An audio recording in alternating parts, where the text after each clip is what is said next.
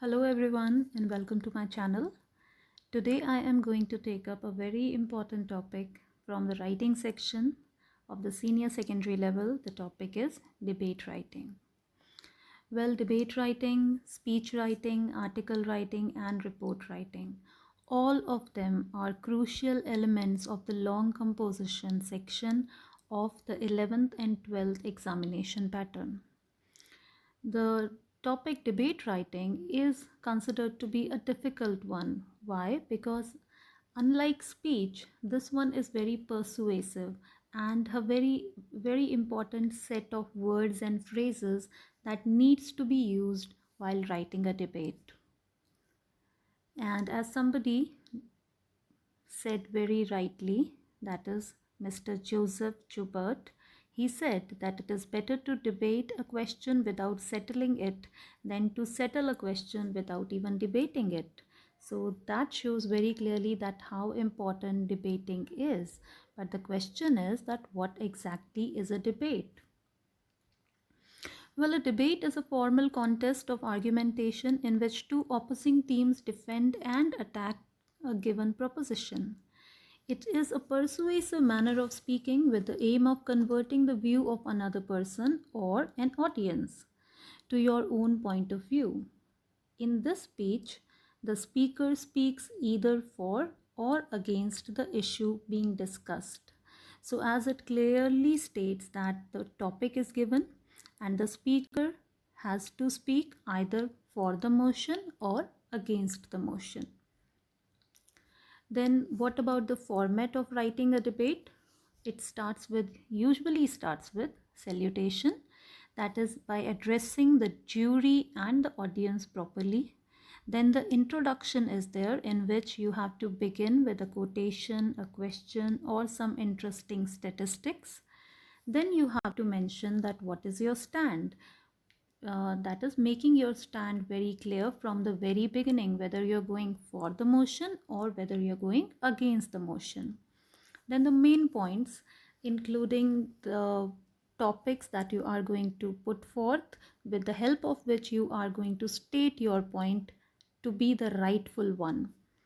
And then you have to develop those points by substantiating them with relevant examples, statistics, maybe news reports. And then we conclude the debate by stating the opinion of the speaker all over again, that after going through all the points that you have mentioned, in the end again you would like to mention that you strongly feel in favor of the motion or you firmly oppose a particular motion. To emphasize your stand on the issue, so you have to give some really strong concluding lines. And there are some points that you need to remember while writing or presenting a debate. Open by addressing the audience with respected chairperson, members of the jury and dear friends, or begin with a simple good morning ladies and gentlemen. Now in the examination that we have in 11th and 12th, it's usually a student that is participating in a debate competition. That is why it is always better to go for the first option by addressing the chairperson, the principal, the members of the jury and dear friends. Begin the first paragraph by making your stand clear. That is, mention the motion tabled before the House is and state whether you're speaking strongly in favor of the motion or firmly against the issue. And after that, develop 3 to 4 good points in support of your stand and negate at least 2 points of your opponent. So you have to state at least 3 very strong points that goes in your favor, and you have to counter the points stated by the other party, at least 2 of them. Try to give a strong example with your best point, and something that is very relevant, something very current will be your best shot, I believe. Language structures used should be specific to a debate. So it's a very formal kind of speech. It's very persuasive also, and that is why the language will be very formal. The vocabulary should be like really good, and some phrases are to be used in debates. Moving forward, at least one point could be built up by asking a series of questions for more effective presentation. For example, instead of making a statement such as classroom teaching methods even today are often mundane and boring, it would be more effective if the point was conveyed thus: in today's technology driven world, may I ask why classroom teaching methods are still so mundane and boring?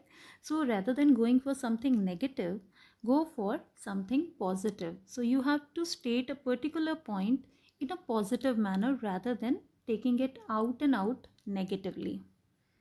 Conclude with your strongest point and reiterate your stand once again.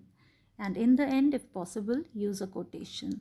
My suggestion is to not sprinkle your speech too much with quotations. Rather than that, present something substantial, something that goes around, something that is visible to everybody's eyes and ears. And then coming to some of the phrases that are commonly used in presenting or writing a debate, these are: I support the motion wholeheartedly. I strongly oppose the motion. I would like to present my views. I fail to understand why my worthy opponent feels. I fully agree with the views expressed by. I totally disagree with the view. I reject. I submit. I condemn. I am amazed by the views expressed by my fellow opponents. I would like to draw the attention of the members of the jury and my friends. May I ask my worthy opponent? Let me give you an example. So these are some of the phrases and words that we commonly use while presenting a debate, and they leave a good impact on the jury. They understand very well that you have comprehended the art of presenting a debate. But because it is all in all about our examination, so what is the marking scheme? Let's see. It usually appears as a 10-mark question, but in 2020-21, the session, it is going to be of 5 marks. If it is of 10 marks, then 1 mark is for format, 5 marks for content, and 4 marks for expression. If it is of 5 marks, 1 mark is for format, 2 marks for content, and 2 marks for expression. So this is how the mark division will be there. Now coming to the structure of a debate, how should you write it, especially in the examination answer book, or how should you present it in front of an audience? Introduction is there, the topic or the controversial issue, whatever it is presented, and you have to mention that what is your point, what is your position, whether you are in favor of the motion or whether you are against the motion. And then in your body of the debate, you have to include 3 supporting and strong points. So firstly, you can go for the first point, present it very clearly. You have to present some examples, sufficient and relevant and specific examples, statistics, any data, any news report. You can present proving that the point that you have put forth is correct. The same should be done with the second point and the third point. Then by concluding all 3 points, then you can move forward with rebuttal, and then you can conclude it. In conclusion, all 3 reasons summed up in a unique way, pointed out solution or called for action, giving the reader a sense of ending. And let's take a sample debate for making you understand that what is the right pattern of writing a debate. The title is written on the top, then the salutation. Respected chairperson, honorable judges, members of the staff, and friends, I stand here today to support the motion, television is a boon.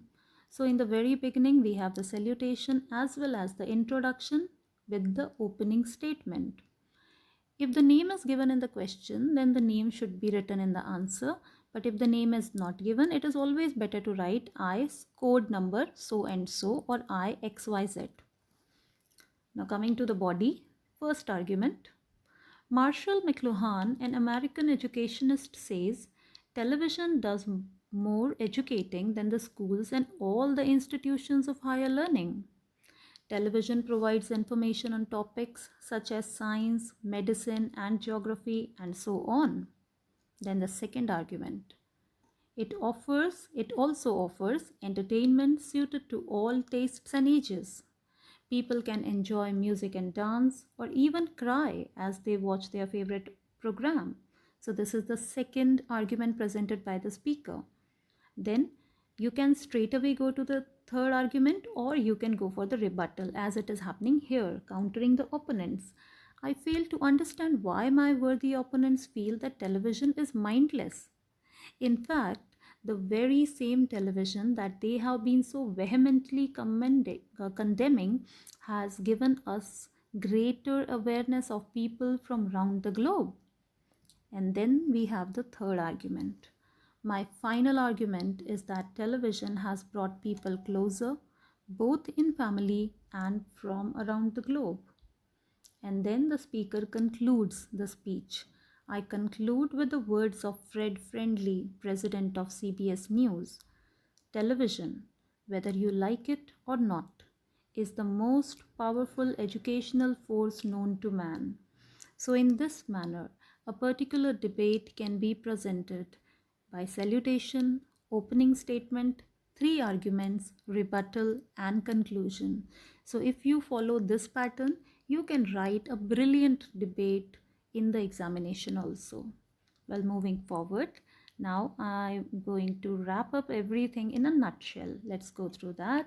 Firstly, if you have to react to a particular situation, how will you do that? If you have to agree, then you have to say, I agree with you. That's true. Yes, you are right. But if you have to disagree, then sorry, I don't agree with you. That's not right. I don't think you can say, you say, but these are the manners in which you can disagree. Now, what happens when you have to express yourself? In my opinion, or I think, or you can go for I feel that. Then you have to bridge. Now, what happens in bridging? That from the example, you can come to the point, or from the point, you can go to the example. So you have to bridge the points. From opinion to reason, like, let me explain my point. And then you have to give reasons also, facts or example. How would you do that? This is the way. Well, you see, or then you can go for first, second, or you can go for firstly or secondly. And then finally, so the third point. We must remember, that is again one way of stating your reason, and we can always say, never forget. Then if you have to sum up your opinion, then what do you say? That is why, or that's why. So to sum up, I would say, so in this manner, you can use these phrases to enhance the vocabulary of your debate. Otherwise, we all write speeches and articles, but why debate is very different from others? Because we have this set pattern, set vocabulary, phrases associated with debate. They not only nurture it, but also enhances the beauty of the piece. Moving forward, well, as a speech is presented, a debate is presented, these are some of the points that you must remember. It's not only about writing a debate, but it is also about presenting a debate in front of an audience. You should have the poise, like appear calm and confident.